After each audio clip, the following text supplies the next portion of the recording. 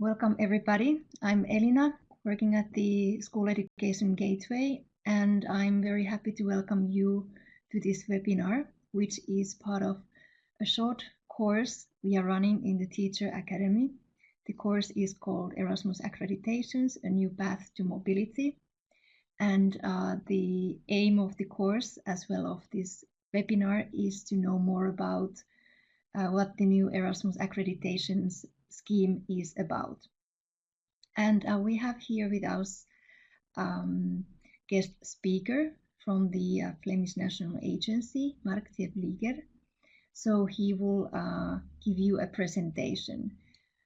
And just before we go for his presentation, I would like to ask, who do we have with us today? So I have this very short poll prepared, where I would like you to select which sector do you present. So as you may know, if you have already checked the course and the materials, that the present call is targeting these three sectors: school education, vocational education and training, VET, and adult education. So this is just a test to see who is with us tonight. And I'm now going to show the results. You will also see it. So it seems that 80% is representing school education, and then we have almost 20 for vocational education and training, and some for adult education.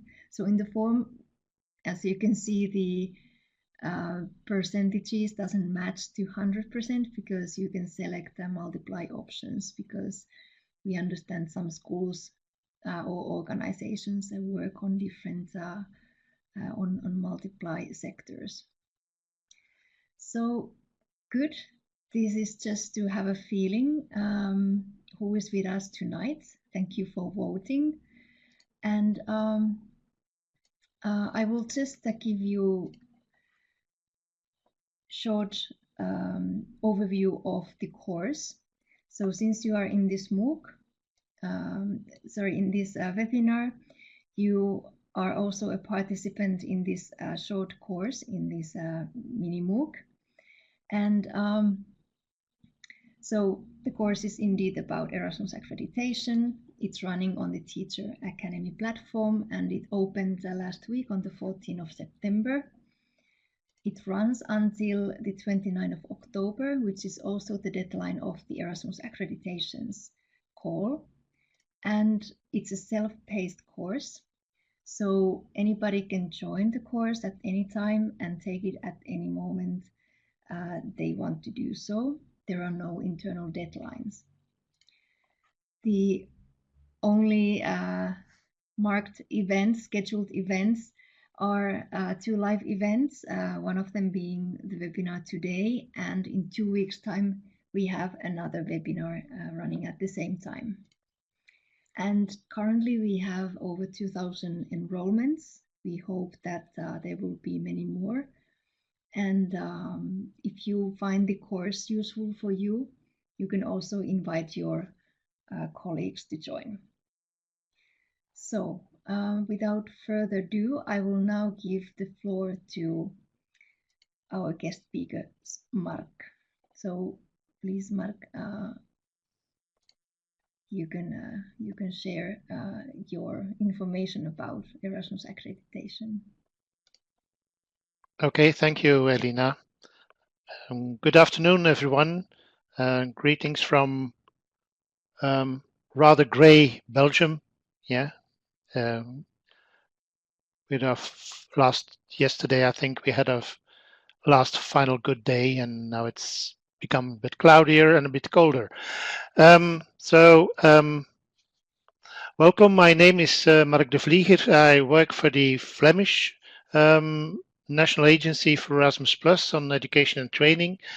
I've been involved with European cooperation for more than 20 years, so I've seen come and go quite a lot of new programs and new activities. And I'm very pleased that the School Education Gateway and Elina asked me to give a presentation on this rather new thing that's going to happen in a new program, the Erasmus Accreditation. I will be, well, what I'll try to do in the next 45 minutes is to give an idea of what is an Erasmus Accreditation, what's the purpose of it, what can you use it for, and how it can be applied for. So that will take about 45 minutes, and then we'll have ample time also for questions and answers. I would like to start with one very important message. This Erasmus Accreditation call is a first step towards the new program that's going to be introduced by the beginning of next year. But the final decision on the new program is not yet taken. So some of the things that I will say will be with this limitation that some things could change. Some things are not that decided yet. So in some cases, I will give you an idea of what is planned to happen or what is planned in the new program, but some issues still have to be decided. Okay, how to join Key A1. So for the ones who are experienced in Erasmus+, Key A1 is the part of the program that covers individual learning mobility. So what I'm going to talk about only covers Key A1, so only covers the part of the program that focuses on learning mobility. So it's not about the cooperation between organizations, which we call Key A2 in the program language. So how can you join Key A1? Well, an easier thing without having to apply really for funding and things like that is you can host a mobility, you can host someone in your organization coming from another country. That's a possibility. You can also be part of a consortium. You can be a member of a consortium that is run by someone else and you just join them in their implementation of the project. So you don't have to apply for a grant in that case either. Quite a lot of people have worked, I've joined the program through project applications in the past. And those project applications can be on an individual level, so as an individual organization, or in a grouping of organizations, which is called a consortium. And now in the new program, we will add a fourth possibility to join Key A1 in the new program, and that is through the accreditation, which will also be for individual organizations and for consortia. So let's go back to how it worked in the past. So what you had is, experienced people, experienced beneficiaries, they know you had to write a project plan detailing what you wanted to do, for whom, when, why, and so on and so on. You had to ask for a budget that was linked to this project plan. This was submitted for assessment. Some of you got an okay, and the project was approved and got their budget. Others were refused, but hopefully quite a lot of you got their money to develop their project plan. And then that project had ended, and then you introduced another project plan and another project plan and another project plan, one after the other.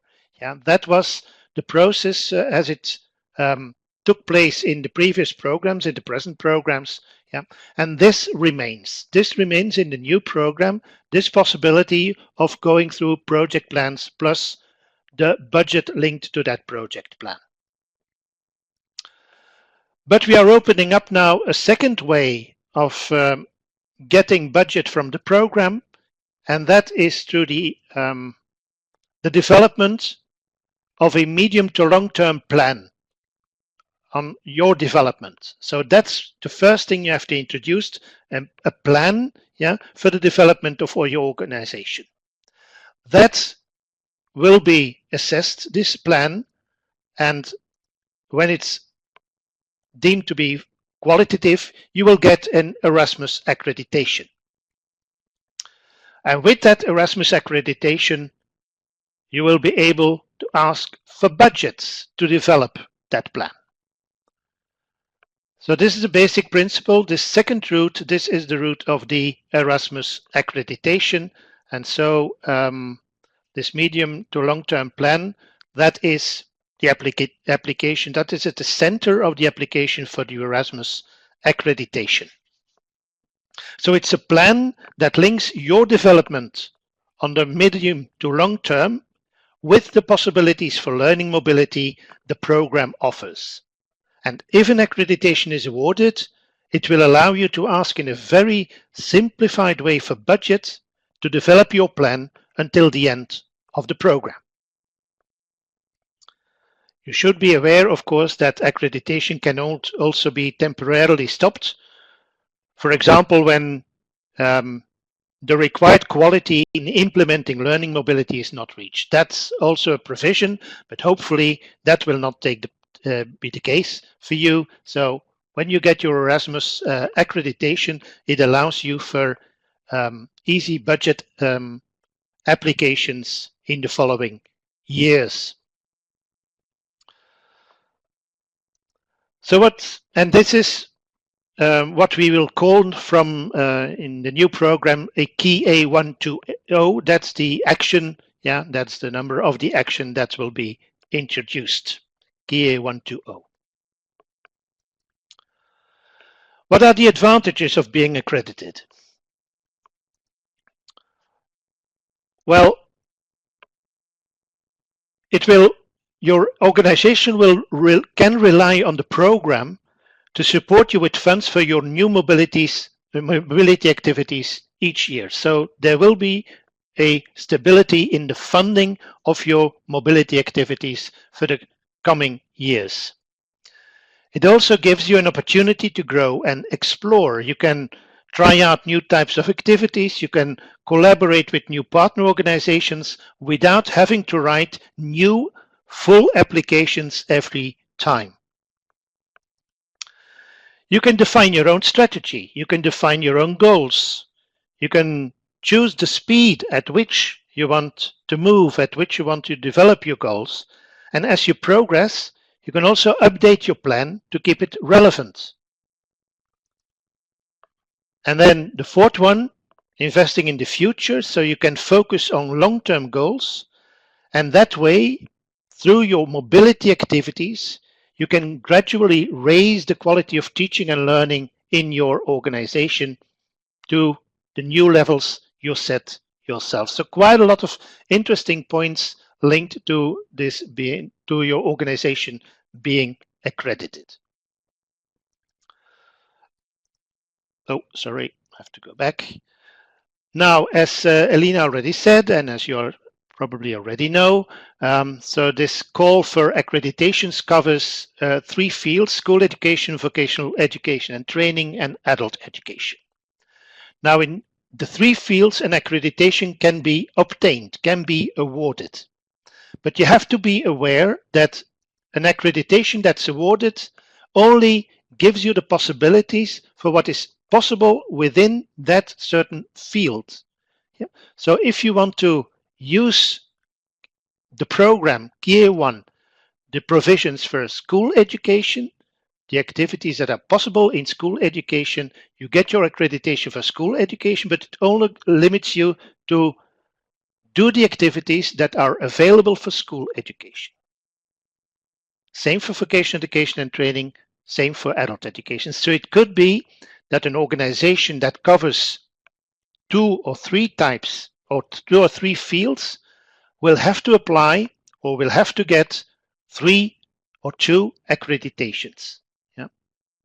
So that's a limitation in a way in the system where we cannot hand out accreditations across fields. No, each accreditation is limited to 1 field.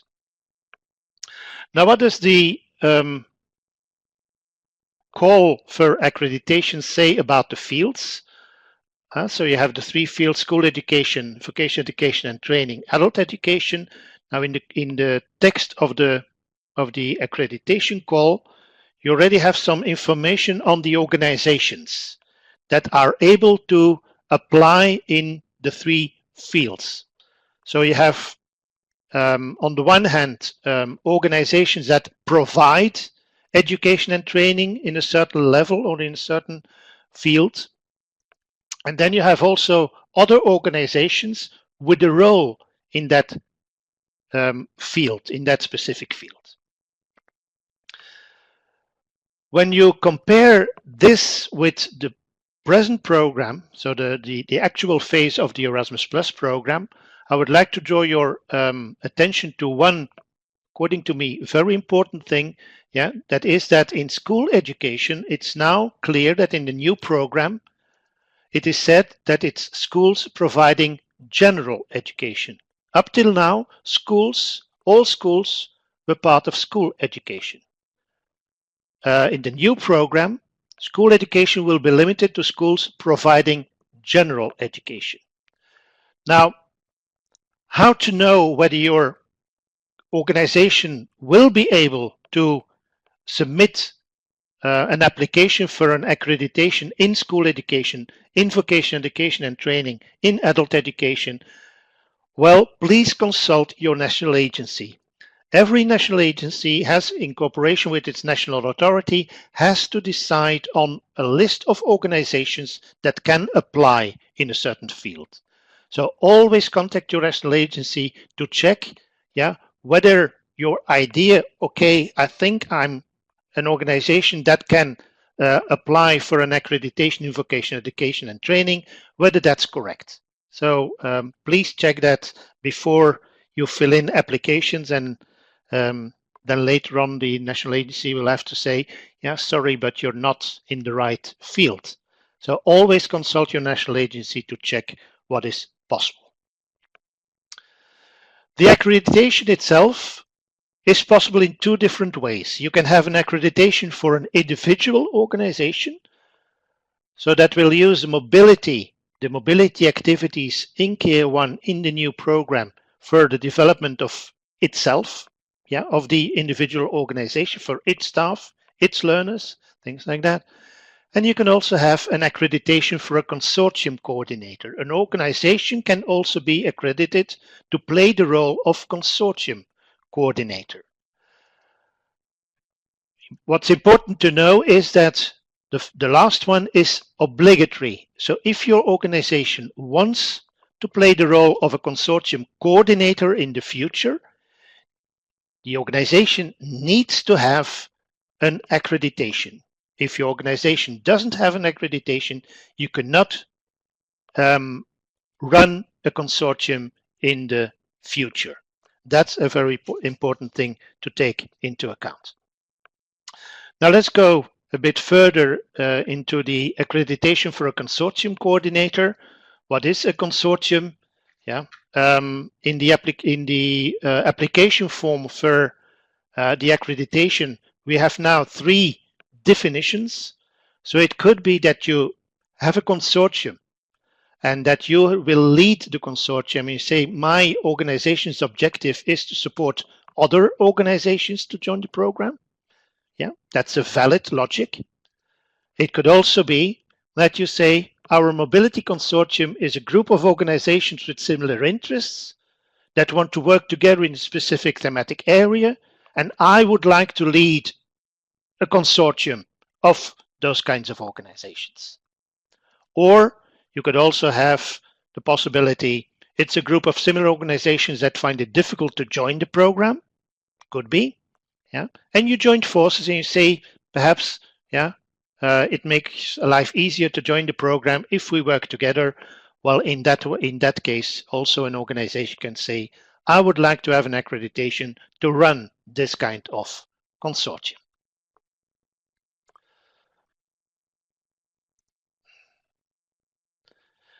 Now, in the call, it is made very explicit that only one application per organization per field can be introduced.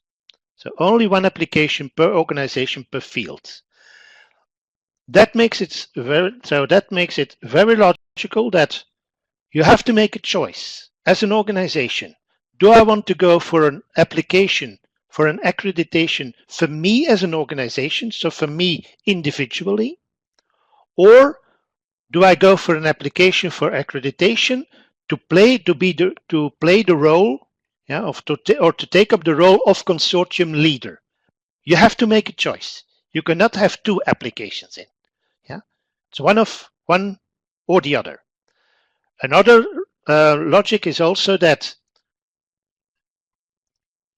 I have to click here. Yeah, that if your organization wants to be accredited in two different fields, that you have to write two different applications.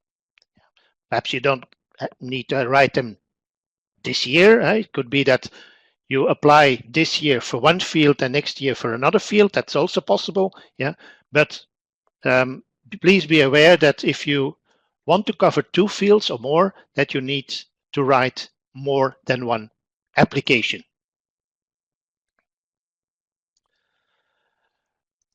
Now, the core of the application will be the Erasmus Plan. That's something new. Organizations that have experience in Erasmus Plus at the moment in KA1, this is not the same as the European Development Plan that you had to write in your applications. No, this is something completely new. It's what we call the Erasmus Plan. Now, what is the Erasmus Plan, which is at the core of your application? Well, when you look at the application form, it says it very clearly, your Erasmus Plan should answer one key question. How are you going to use the program's Key Action 1 funding and activities to benefit your organization and all its staff and learners, whether they take part in mobility activities or not? So it's this link between how do you want to develop your organization and its members, its staff, its learners, yeah, by using Key Action 1 activities in the future. This link, that is the Erasmus Plan. And of course, if it's an application for an accreditation for a consortium, yeah, this is about all the partners you would like to involve.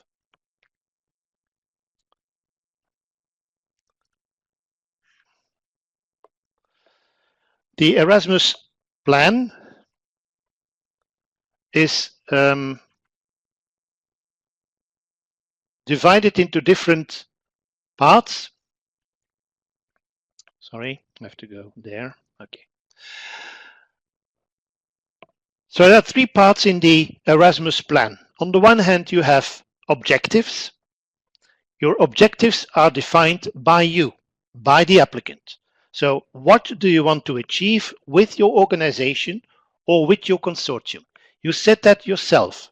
So that it's not a set of objectives that have been predefined by the program and you have to tick some. No, it's completely up to you to define your objectives.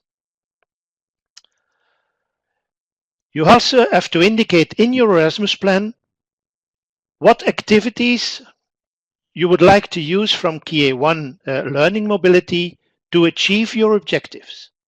What do you plan? What are your plans regarding activities?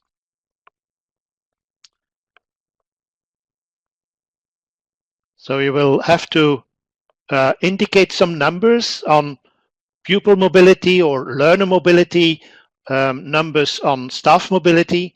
Those numbers are not binding. You have to be aware of that. Yeah, so it's not when you say, okay, I would like to send out 10 staff members, that we will afterwards say, okay, yeah, but you said you wanted to do 10. It's an indication. Yeah, when you implement your project activities later on, you can make certain choices. Yeah, so the numbers that you indicate are not binding, but they give a good idea of what you plan to do. And then you have the management. Yeah, how are you going to run your activities in such a way that you reach your objectives. So these are the three parts. Yeah? Objectives, activities, management. Now, as I said, the objectives are defined by you, so I'm not going to go any further with that, because you have to define them yourselves as an organization. But then in activities, you have to see how is what will be offered activity-wise by the program, how can that be used to achieve your objectives? So I will have to tell you something about the activities, but first of all, I forgot to say something about that. Your Erasmus plan has to be defined for a period of 2 to 5 years. That's a choice you also have to make. You can choose. Yeah, you can go on the midterm and say, okay, let's formulate our plan for 2 years. Yeah, but you also can stretch it to a period of 5 years. So beginning from 2021, and then counting 5 years.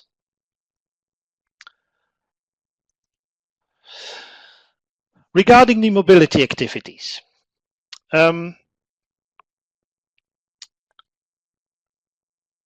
this is the plan of the new program. The plan of the new program is that in the 3 fields, staff mobility activities will be possible. And you will see later on that the plan is to have them very similarly across the 3 fields. For learners, it's a different message. Vocational education and training already had learner mobility in Key Action 1. School education did not have learner mobility, but that's going to change in the new program. So learner mobility will be introduced for school education in Key Action 1. For adult education, at the moment, the point of view is that no learner mobility will be possible in Key A1.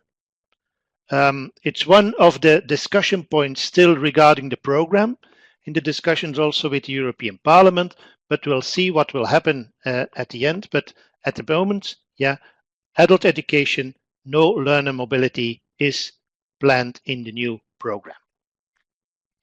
Now, what are the mobility activities that are planned in the new program? As I said, the decision of the program on the program is not yet taken formally. So what I'm going to present you is an idea of what probably will be in the program.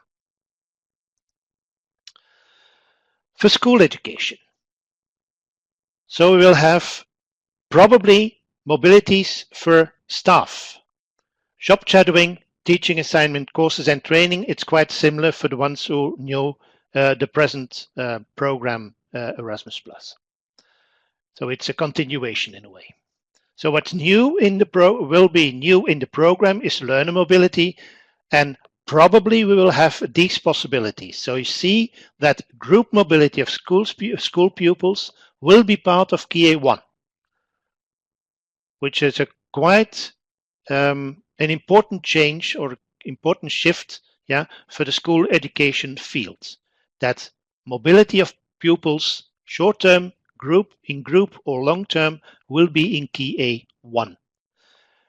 And then what is planned also, that is that you will be able to invite experts. What's between brackets is probably the period of an activity that will be allowed. You will also have the possibility probably to host teachers in training, and also preparatory visits are planned in the new program for school education. So you will be able to also ask budget to prepare activities in the new program. When I go to vocational education and training, you will see that what's on offer for staff and what's on offer on the extra is completely the same. That's there's no change between the different fields.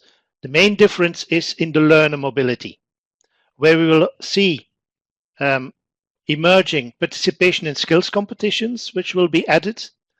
And the 2 others are there already, yeah, short-term learning mobility and long-term learning mobility. A major change in vocational education and training for Key A1 will also be that after higher education and youth, this will be the third sector in the program where international mobility will be possible. So we will also give possibilities to have learning mobility to Canada, to South Africa, to Morocco, to China, if you want to. Yeah? So vocational education and training will in the new program also have that dimension in Key A1.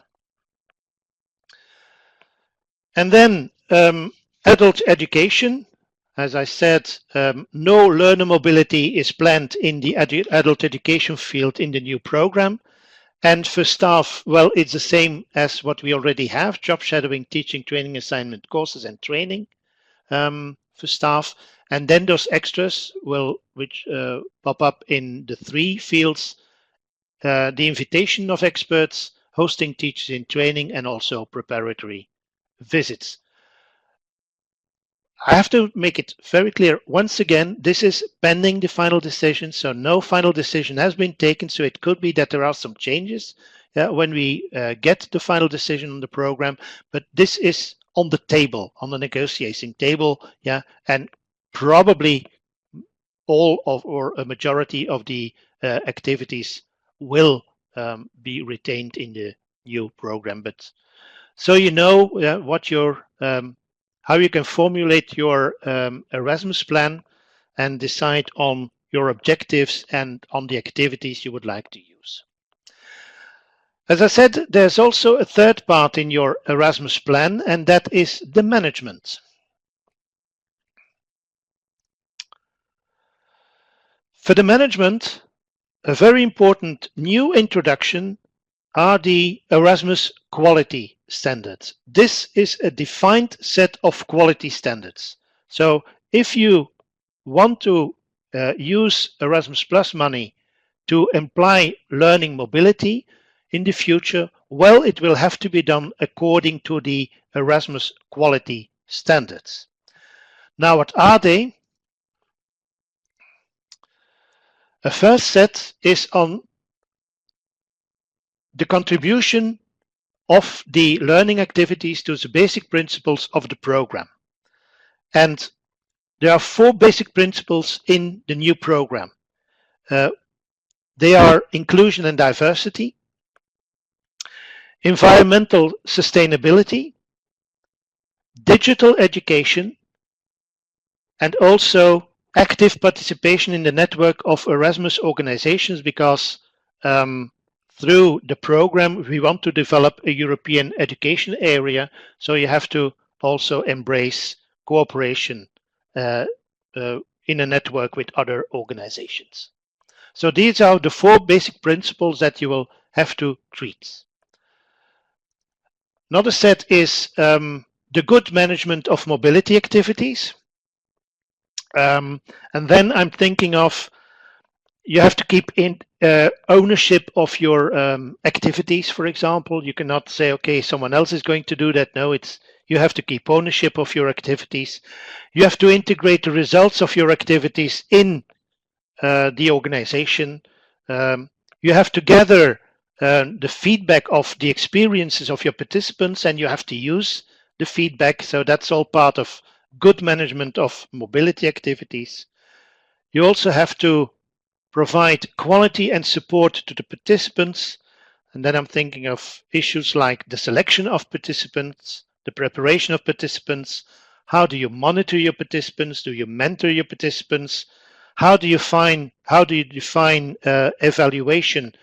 How do you define learning outcomes? How do you evaluate them? How do you recognize them? All that is part of a whole set of things regarding quality and support of the participants.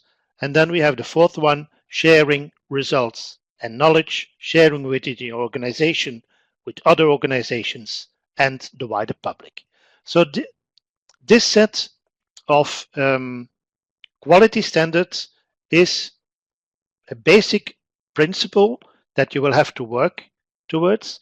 And in your management, you have to make it clear how you're going to work in such a way that you will contribute to those quality standards, that you will work according to the quality standards. So yeah, it's linking the way you implement learning mobility to the set of quality standards defined in the program. So I was talking about the Erasmus Plan. Now it could be that you as an organization also already has worked on other strategic documents, because the Erasmus Plan is a strategy, yeah, but could be that you have strategic documents. It could be that you as an organization already have an internationalization strategy. You have a development strategy, you have a policy plan. It could be that you'll already have that available, or that you have to write it, or that you want to write it. Now, what is the difference between the Erasmus Plan and the strategic documents, and what is the link? Yeah, well, the Erasmus Plan has to be written in the application. It's part of the application. So in the application, you will see questions, and it's through your answer to these questions that you give a view of your Erasmus Plan. But you can support your Erasmus Plan with other strategic documents.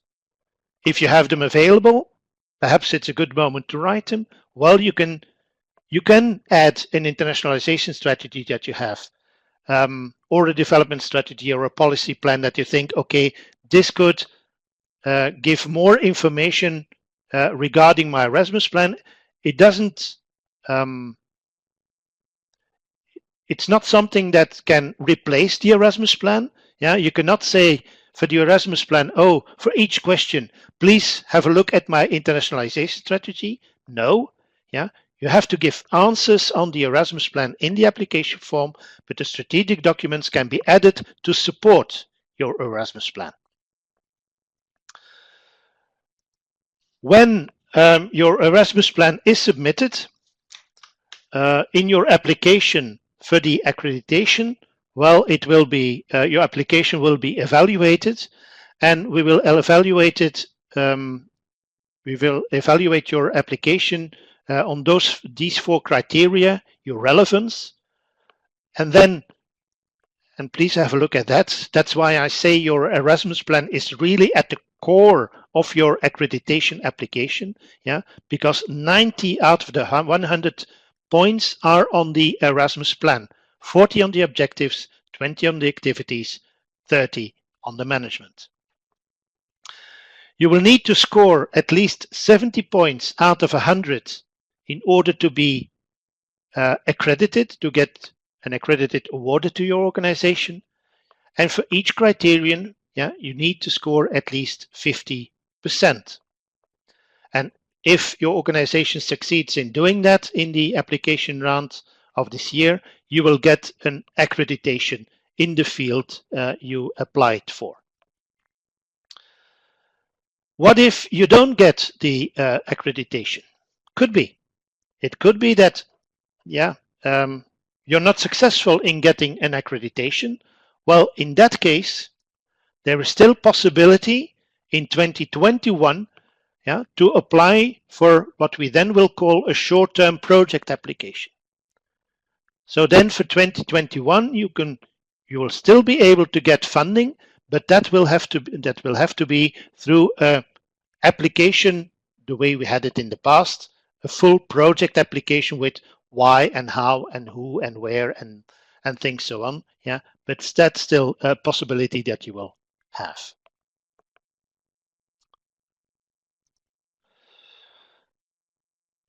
One other thing that I need to say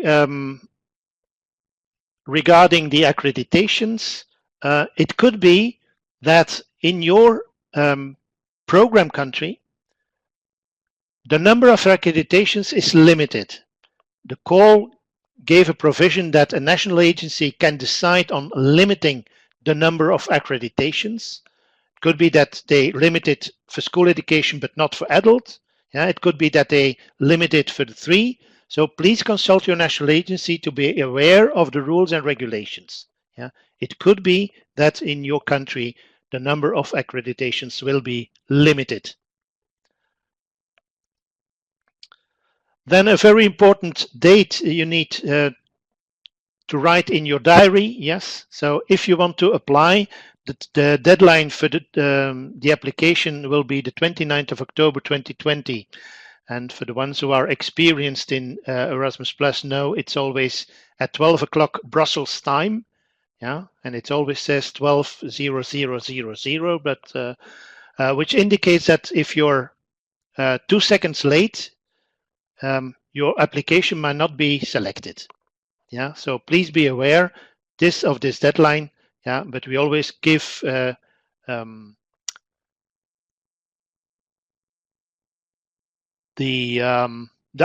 applicants, yeah, we tell them that okay, you don't have to work towards the 29th. It's also good to work the 20th of October or the 28th of October or the 26th of October, so that if something happens, you still have time. You don't have to fix yourself towards that date and that deadline of the 12th of the 29th of October at 12 o'clock at noon. So that's my presentation regarding the accreditation call for the 3 fields. And well, there's time for questions and hopefully also answers. Thank you so much. That was very, very useful, of course. And indeed, there have been already questions posted in the chat, so I have collected them, and maybe we just go them through now. So we have a question from Monica about, is it possible to be accredited on different sectors at the same time or submitted few? So you can be accredited at the same time for several, for more than one field. Yeah, but that means that you have introduced an application for each field and that each application has been successful and you were awarded the accreditation. But it can be that you're accredited at the same time in school education and in adult education, for example. Okay, good. And then Rumesa has asked, can an organization take part in 2 or more mobility consortiums?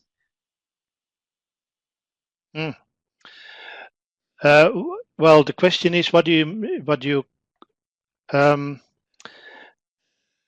call participation, and who are you at that moment? Because when you're, and that's outside of accreditation. When you as an organization are not accredited, you can be part of more than one consortium later on.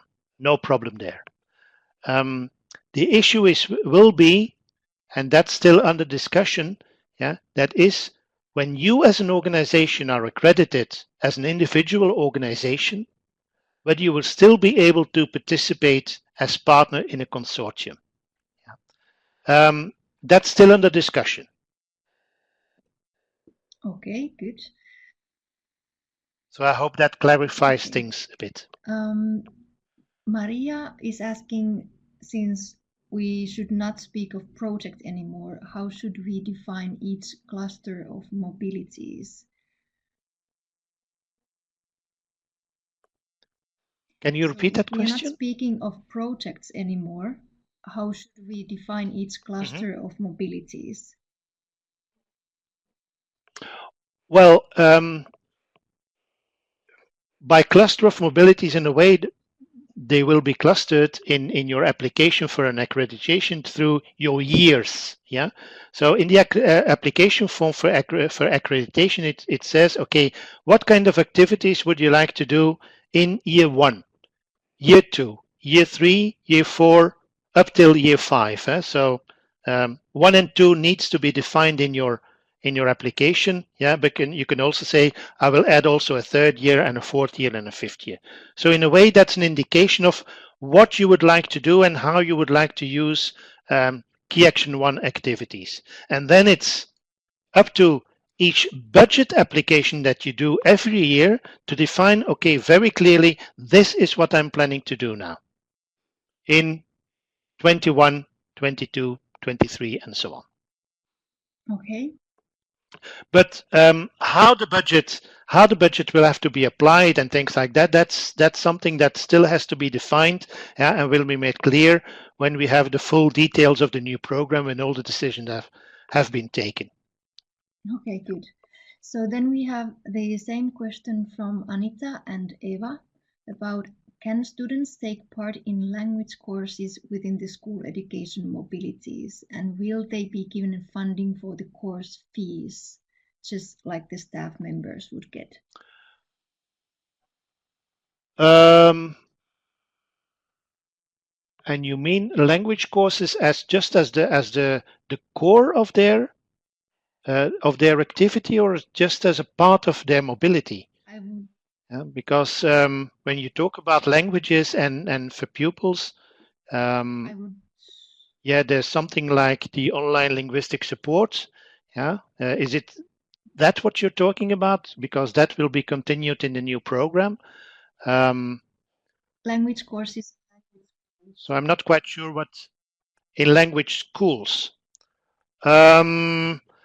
Well, we will have to look at the way in the new program, the notion of learner mobility or pupil mobility in schools will be defined. At the moment, I think the plans are or what we have read up till now is that it says, short-term pupil mobility, which can also take the form of a kind of a study visit, but that depends on the definition. So that will be part of the new program. Yeah, and as said, that is not clear at the moment. Good. And from Deborah, we have a question. If we choose to do a mobility with a group of students, shall we do that the exchange with another school that has an Erasmus accreditation? Mm-hmm. Okay, so if you're thinking of in the new program to do through KA1 learning mobility for your pupils, for example, and have group mobilities, and once again, speaking for the ones of you who already know the new program, so I'm going to become very technical now, but something like what we had in KA 2 to 9 in school exchange partnerships.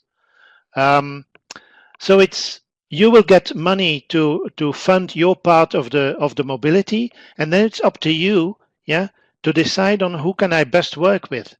Do I have to work with a partner that is also accredited, or could it be an organization that gets its funding through its small scale or its short-term project applications?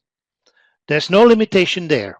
Yeah, I can imagine that at a certain point, accredited schools would like to work together with other accredited schools, because then you know something about their quality and the quality of their activities. But I don't think there's a limitation there. You can work together with another school to develop this kind of bilateral pupil mobility. Yeah, but the other one doesn't have to be accredited. Okay. And then there is a question regarding hosting organizations. The question is, are they getting funding also? No. No. It's very clear in the new program for KA1. It's what we had already in the present program and in the previous programs. This is budget that you get to send out people in majority. The only part of the new program that will be a bit different is this receiving of experts from another country, where you as an applicant you as an organization can use money to host an expert from another country, but 99.9% of the budget is for outgoing mobility, not for hosting. Okay, that's very clear. And I guess the answer to the next one is a quite solid yes. So if an organization already has an Erasmus KA1 funding and it's even extended, they can still apply for the accreditation. Yes. Yes, okay. That's indeed yes. Excellent. And So there is Yolanda is saying that they are not planning to apply for the Erasmus project or project funding in 21 call because they are already having funding and having a project now. Can they apply for accreditation now, or should they do it next year? That's up to you. It will be the accreditation application can be done every year. Yeah. So if you feel like, okay, perhaps, yeah, with the present situation in our school, I can also imagine that quite a lot of you are also confronted with COVID-19 issues and things like that, and how to tackle that as a very important thing. And I think, yeah, perhaps it's better to apply in 2021 so that you can ask for simplified budget from 2022 onwards. That's a choice you have to make. Okay, good. And yeah, we still have quite a few questions, but if you're okay, we can continue. No problem. From Yeah, Gultin no problem. from Turkey, we have a question: how will we shape the Erasmus plan? Is it the same way we write Key A 101, 102, and Key A 229? So I guess this goes to a quite detailed level of how to write the plan, and there is no one. Yeah, but of course, yeah. No, no. But you have to be aware that you will be asked those three different parts. So the three different parts you have to answer. That is, what are your goals that you set, your objectives of your organization? How do you want to use Key A1 mobility in order to grow, in order to develop? Yeah, in 2, 3, 4, 5 years time. You will have to say something about how will you use the program. So how will you use those actions in Key A1, and then how will you manage your mobilities so that you achieve your goals through learning mobility, but taking into consideration that we have those quality standards. And you have to answer in your management questions, how will you run your mobility projects or your mobilities in such a way, yeah, that you work towards the criteria that the quality criteria that are set for Erasmus in the new program for the three fields. Okay, good. And Claudia is asking, which is the age for mobility students? So what age of students can be considered for this? I don't know what field you're talking about, but in school education, for example, there is no age limit. They have to be enrolled in general education, yeah, in a school, and that's the limitation. I think in VET, it's the same thing. So it depends on are they learner or pupil or student or whatever you call them, yeah, in the field that is covered by school education, vocational education training, and adult education. And as I said, please consult your national agency to see whether your organization can submit an application. And this list of organizations is defined in such a way that it's the starting point is what kind of training, what level of training, what kind of training does the organization offer? And when someone is within that kind of training that is defined as a learner, that person can participate. Okay. And Karina is thinking that the results of the accreditation will be known in March. And the call, so in the call of the beginning of 2021, every organization has to apply also with short-term application. maybe this can be clarified. Yeah, the question is clear. Has to apply. Is that what Yes, I hear? yes, that this is what is written. So maybe it's a clarification that. Well, yeah. Well, there will be probably there will be one call date for KA1, either for short-term projects or for budget applications for accredited organizations. And of course, you will need to know well in advance whether you have the accreditation to know, okay, can I probably in March 2021 ask for the budget in a simplified way? But you have to know it by then. Yeah. So that's a challenge, I think, for the national agencies. Okay, good. And Anna Maria is asking, can social solidarity organizations apply for this accreditation? An organization that includes schools and kindergartens, for example. Mm-hmm. Well, it's please consult your national agency, because on all national agencies' website there should be a list now, yeah, of all the organizations that can apply in KA1 in the new program, and for the same and for that reason can also apply for an accreditation. Yeah, so the list should be available in your national agency. And Eda is asking, for applying as a consortium leader, is there a limit for consortium partners? No. In all probability, we will be talking about a consortium when you have a consortium leader and one other organization. So at least, yeah, a cooperation of two organizations, which is less than what we had at present. That will, in all probability, be the case. There will be no limitation.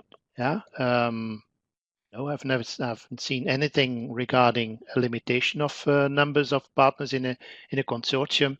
But all of that is, of course, once again, yeah, in all probability, because it's part of the new program, and as we don't have formally all the rules of the new program, yeah, it's probably so, but it can change when we have all the information available on the new program. That will be published in the program guide later this year. Okay, good. And let me see another question. This might be a very important one. So if we get the accreditation, can we also be part of, as a partner of another Erasmus application for short-term projects? Well, the logic would be that if you have in KA1, you have your accreditation in a certain field, that you that is your covers all the activities that you do, yeah, and that you get your money through your accreditation for your plan that you have for the next few years, yeah. So it would be a bit strange that you at that time would also be applying for a short-term application, because that doesn't make sense. So either you go for accreditation, and when you go for accreditation, yeah, which is also in a way, or will become the main part of the program. So in a way, this is will be the preferred option, yeah, to be accredited in the new program for KA1. So when you're accredited, that covers your mobilities, and you're not going to apply for a small-scale partnership next to that. The only discussion at the well, not the only discussion, but one of the discussions that are taking place still is when you are accredited as an organization and you apply for your budget in 2021 and 2022 and so on and so on, will you at that time also be able to use a budget coming from a consortium that you're a member of. Yeah. And that's at the moment still under discussion. From the same person, we have a question on if they want to do a project with some LTTA, so this is the learning, teaching and training. Learning, teaching and training activities, yes. With other European schools. So how would they get money for the 3 schools involved? Okay, so the notion of LTT, that's something in key action 2 of the program. Yeah, so there you will, as we had them at the present, and you will also have them in the new program, there will be possibilities for learning, teaching, training activities within the cooperation partnerships in the new program. So that's key 2. So this is not, we're talking today about key 1, and there you have your mobility activities. And your mobility activities, yeah, what you get funded there, as I said before, 99.9% of the budget will be used to send out persons. Yeah? And then it's up to you to decide on who should I cooperate with as a hosting organization. Yeah? In 2021, 2022, 2023, and so on.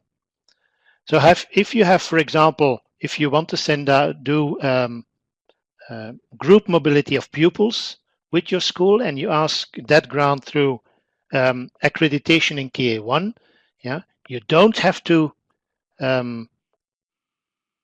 in your application write, okay, I'm going to work with those people, yeah.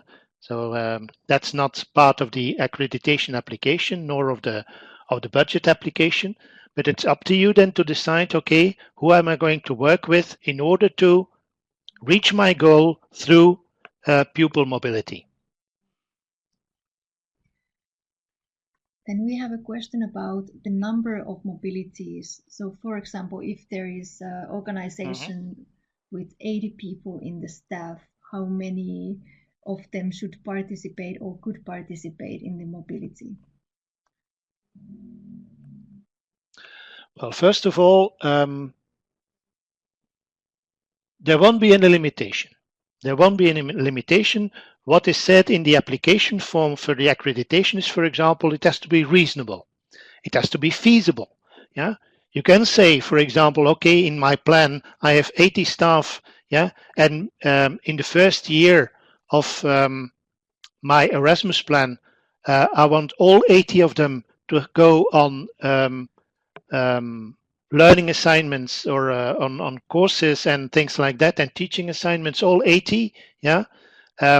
At that time, I suppose the assessors of your accreditation application will say, this is not feasible. This is not feasible. This is not a realistic plan those people have. Yeah. So it has to be realistic. It has to be manageable. It has to be feasible. Yeah. So we're not going to say, okay, out of when you have 80 staff, you can send out 10. No. Yeah. It's up to you to decide what your plan is, but our assessors will look at it and say, how feasible is this plan that they have? That's the first thing. So you have the application for the accreditation. The second part will be, for example, you have your accreditation now. In 2021, you ask for a certain budget. How much budget you will get? Because at that time also the national agency could say, okay, yeah, we are asking now for 40 mobilities, okay, but we can only give you money for 20, yeah, in this first year. Could be. No. So no limitations formally. No, they will not be there. Good. And some people are asking how are they selecting the hosting institutions, for example? Do they need to know already which course provider or which host school to have in the future activities? No. So in your accreditation application, you will not have to write, oh yeah, we're going to do that course and we will send, and that will be in Cyprus and it will take place from in July 2021. No, it's a plan on how you want to develop. So you have to fill in your objectives. Yeah, what is your objective with your staff? Yeah, what subjects would you like to train them on through international courses? When would you like to achieve that? How are you going to measure that and things like that? But giving information like, oh, this is the course they're going to follow. No, this is not the kind of information we want to read or we need to read in the application for accreditation. So it's your plan will be accredited, and then you will get money, yeah, to implement learning activities in, for example, year one. And then it's up to you to decide on, okay, how am I going to use this now? Am I going to send this one now to this course in Cyprus, or perhaps, oh yeah, I get some more and better information of a better course which takes place in Norway. Yeah, okay, yeah, no problem there. So you will have the flexibility to use your budget to implement your activities. Yeah, it cannot be completely different from what you planned in your accreditation, of course.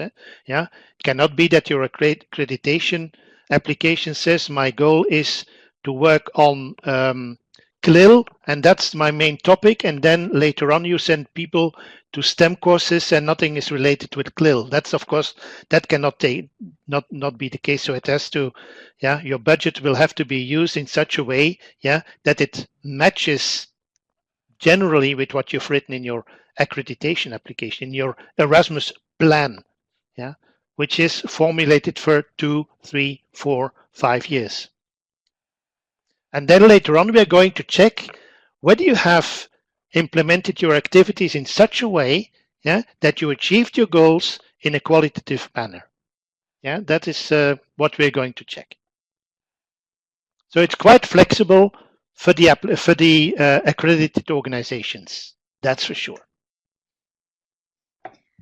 Okay, thank you so much, Marc, for your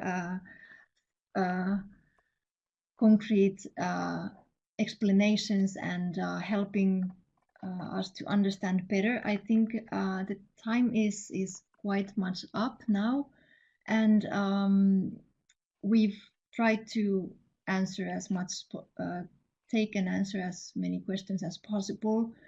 Just to recap, the deadline for the Erasmus accreditation call is 29th of October. From your national agency website, you will find the application link, and they can also be consulted for further information, and maybe they are also better placed to answer more detailed questions, which I also see here in this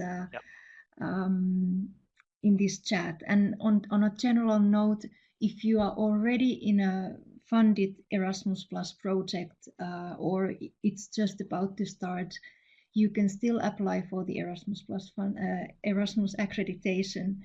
So this is in no way excluding each others. So I would like to give a huge thank to Marc and also to our audience who have posted very good questions. And I hope that everybody will, if you haven't yet, go through the course. So some of these questions are also answered there. And yes, as mentioned, national agency is a very good point for information, as well as reading carefully the rules of application and also the application form. So it's important to get familiar with that also in advance, not just a day before the deadline.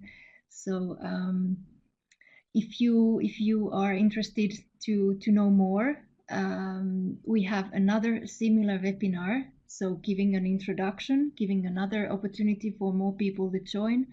It's in 2 weeks' time on the 7th of October with a speaker from the Finnish National Agency.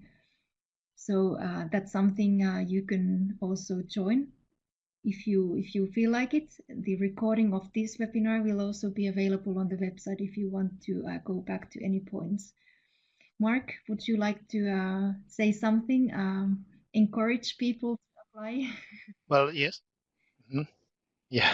Okay. So first of all, thank you, Elina and School Education Gateway, for giving me the floor and giving the possibility to share this new development in the Erasmus Plus program. I wish all of you lots of success, and I hope that indeed quite a lot of you, perhaps not this year, but later on, will go for the accreditation, because as I said, it's going to be the well, flagship part of KA1, let's say. Yeah, so it's definitely what I would like quite a lot of organizations to achieve, that they are accredited and they can use then the flexibility of the KA1 activities to give shape to their development and to their goals, and so that they can grow, and that in 7 years' time we're all part of a better community of or a European area of education.